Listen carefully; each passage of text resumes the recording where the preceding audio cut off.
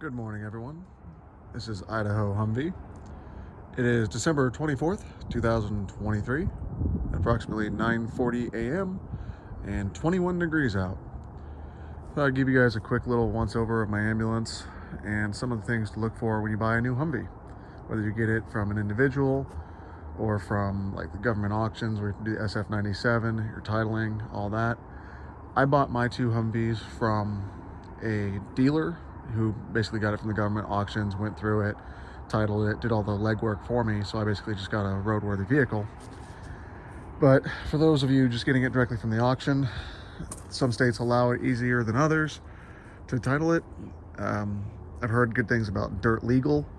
I've also heard people go and register them through like the state of Montana and then just run them in your home state. But a couple of things I would definitely go for on these rigs as far as just a quick check.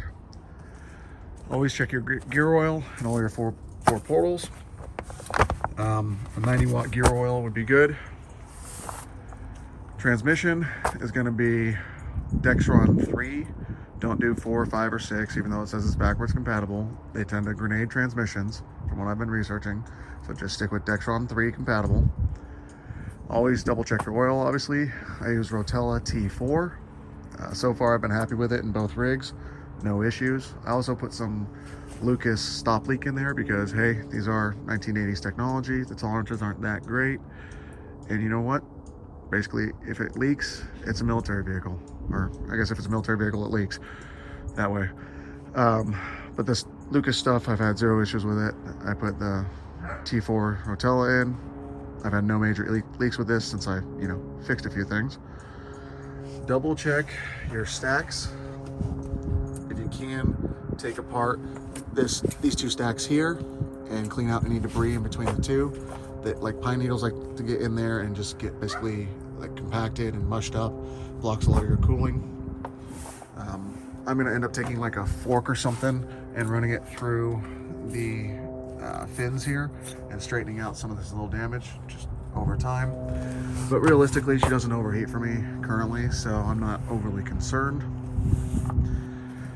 Double check your transfer case fluid level because there is a cooling loop from the transmission into the transfer case to help cool the transfer case. Sometimes that loop breaks and then you're dumping transmission fluid in there. If so, basically you overfill your transfer case and you empty your transmission and then you have lots of problems. Ask me how I know. Another thing, check your air filter, make sure it's all good, not clogged up, no major leaks, no water in there. If you have your snorkel, make sure there's a top piece on it so you're not getting a bunch of water in there. Excuse all the water dripping from everywhere. The truck is frozen and starting to thaw. This guy right here, when you get it from the military, is usually taken off and crushed because it has a little fording component on it. This is an aftermarket one without the fording component, but basically what it does is it determines or it helps regulate the crankcase pressure in the engine, which if you don't regulate it, in theory you can develop leaks at like your rear main seal because it's just pushing too much pressure. So that helps alleviate that problem, keep the truck running smoother, longer. Obviously double check all your lights, your standard maintenance stuff. Double check your brakes, make sure your axles are good, you don't have any leaks, your shocks are good, your serpentine belt's good, all your connections, your grounds, all the normal stuff you would look over on your truck. Double check your glow plugs if you can. Otherwise, honestly, if you buy a new rig, just replace the glow plugs, get it going from the start just with fresh stuff. Check your coolant. Sometimes your hoses get old and they collapse, like that one right there. That one actually got down into the serpentine and cut on the way home. So that's why it's zip tied up and out of the freaking way, because it came down to the pulley, cut itself, and I started dumping coolant on the highway. That was fun, because of course I drove it home. Why trailer it when you can drive it? Double check your exhaust. If you have a fording kit, make sure you're not getting a bunch of water in there. You can even drill a small hole down here at the bottom so it all drains out. I'll probably end up doing that on mine. This rig has Gen 3 tires on it, which is this pattern.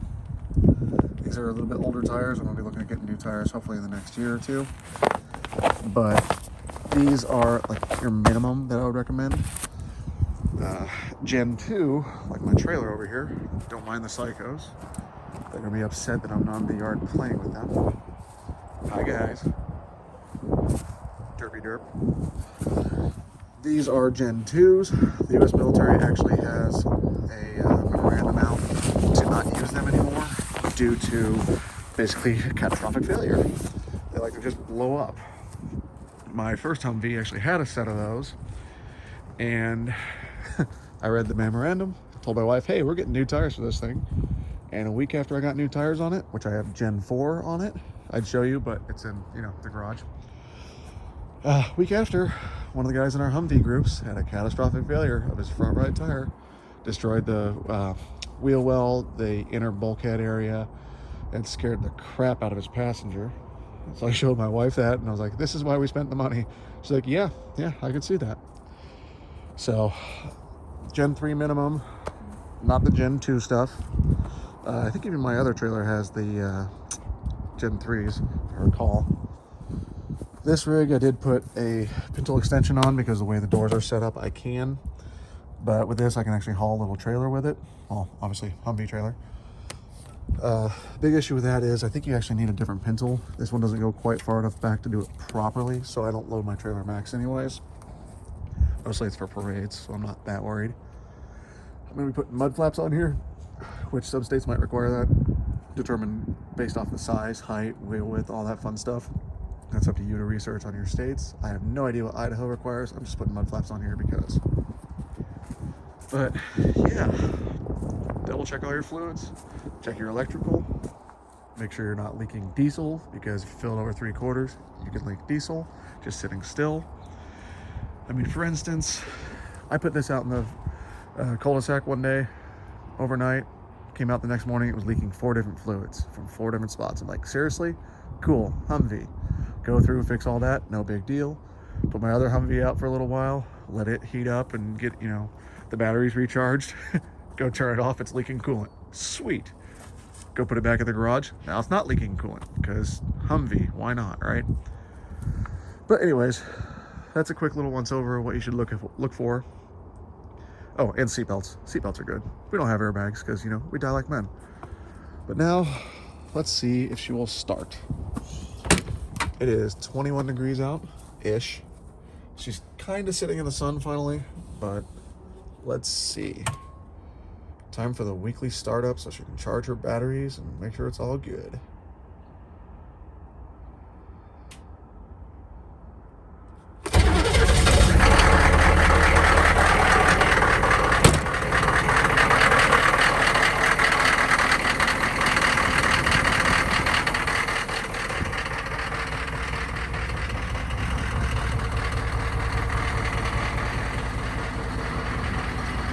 So yeah, there you go.